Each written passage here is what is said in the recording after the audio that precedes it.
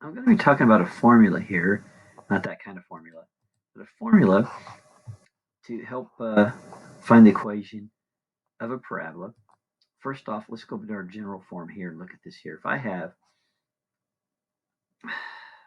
or correct form, I'm going to add a k to each, we subtract a k to each side. I would have y minus k equals a times x minus h quantity squared. I would then divide each side by x minus h squared. These would cancel out.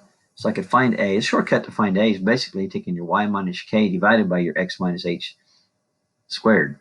So that's a shortcut to find a if you want to use a formula just to find a. I'm going to do the same thing over here for this formula, because if I have, this means this is actually the x-intercepts. When I have a formula like this here, the m and n are the actual x-intercepts. All right. So to find a, if we have a point, basically divide a by the x minus m over x minus n. So your a is equal to y over x minus m times x minus n. Just a nice little shortcut. This works if you have a point for x with the x-intercepts. All right. I'm pointing that out because now we're going to have two x-intercepts and a point. So let's write an equation. So I'm going to go basically to this equation right here, and I'm going to plug it in. I know that my point is 5, 9, so the x became 5. The m is the 2.